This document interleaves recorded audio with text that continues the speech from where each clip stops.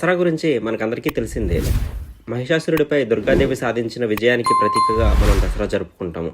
అయితే ఈ మహిషాసురుడు ఎవరు? అతను ఎందుకు సంహరించాల్సి వచ్చింది? దీని గురించి కొంచెం తెలుసుకునే ప్రయత్నం చేద్దాం.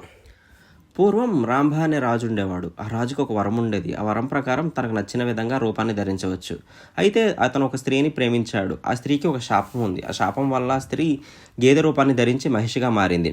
అయితే ఈ రాజు తనకున్న వరం వల్ల అతను కూడా దున్నపోతు రూపాన్ని ధరించి ఆమెతో జీవనం సాగించాడు.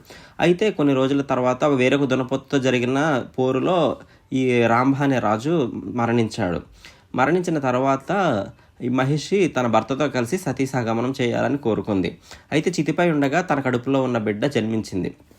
ఆ బిడ్డకి గేదె రూపంలో ఉన్న తల, మిగిలిన శరీరం అంతా మనిషి రూపంలో జన్మించింది. ఆ జన్మించిన బిడ్డే మహిషాసురుడు.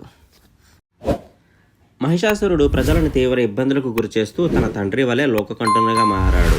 ఒకరోజు బ్రహ్మదేవునికి తపస్సు చేయగా కొన్ని సంవత్సరాల తర్వాత బ్రహ్మదేవుడు ప్రత్యక్షమై ఒక వరం ఇస్తాడు. అప్పుడు మహిషాసురుడు తనకు అమరత్వం కావాలని అడుగుతాడు. దానికి బ్రహ్మదేవుడు తిరస్కరించి రాక్షసులకు అమరత్వం మన సరికాదని చాలా అభ్యర్థనల తర్వాత ఒక వరం ఇస్తాడు. ఈ పురుష దేవుడు వల్ల కానీ ఈ పురుష శక్తి వల్ల కానీ నీకు మరణం సంభవించదు అని మహిషాసురునికి వరం ఇస్తాడు.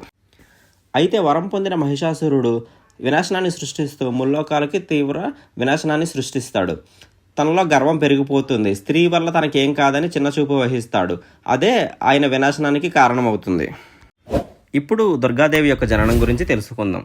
తీవ్ర భయోత్పాలను సృష్టిస్తూ లోకాలను అల్లకల్లోలం గావిస్తున్న మహిషాసురుడు విశ్వాన్నే జయించాలని ఆకాంక్షించాడు. ఆ క్రమంలో భాగంగా శివుని వద్దకు చేరుకున్నాడు. విష్ణువు మరియు బ్రహ్మతో ఉన్న శివుడు బ్రహ్మదేవుడు ఇచ్చిన వరం కారణంగా మహిషాసురుని గెలవడం అసాధ్యమని గ్రహించారు. క్రమంగా త్రిమూర్తులు మహిషాసురుని సంహరించడానికి ఒక శక్తి దేవతను సృష్టించాలని నిర్ణయించుకున్నారు. శివుడు, విష్ణువు మరియు బ్రహ్మదేవుడు ముగ్గురు కలిసి వారి శక్తులను ఉపయోగించి శక్తి దేవతను సృష్టించారు. ఆ శక్తి దేవతయే దుర్గాదేవి. దుర్గాదేవి మరియు మహిషాసురుని మధ్య యుద్ధం ఏ విధంగా జరిగిందనేది ఈ వీడియోలో తెలుసుకుందాం.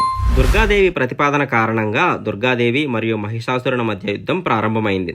దేవత రాక్షసుడిపై దాడి చేసిన ప్రతిసారి మహిషాసురుని రక్తపు చుక్కల నుండి సరికొత్త రూపం రావడం ప్రారంభించింది.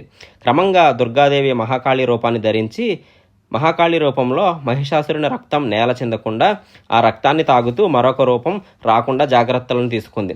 9 రోజుల పాటు ఈ పోరాటంలో మహిషాసురుని సేవకులతో సహా అతని శరీరం నుండి వచ్చిన రాక్షసులందరినీ మట్టుబెట్టింది. చివరగా 10వ రోజున మహిషాసురుని సంహరించి లోక కళ్యాణం గావించింది. ఆది పరాశక్తే బ్రహ్మ, విష్ణు, మహేశ్వరుల భార్యలుగా ఉన్న సరస్వతి, లక్ష్మి మరియు పార్వతులుగా అవతారాలను ధరించిందని, క్రమంగా సృష్టికారకంగా కూడా అది పరాశక్తి కీలక పాత్ర పోషించిందని శివపురాణం మరియు విష్ణు పురాణంలో చెప్పబడింది.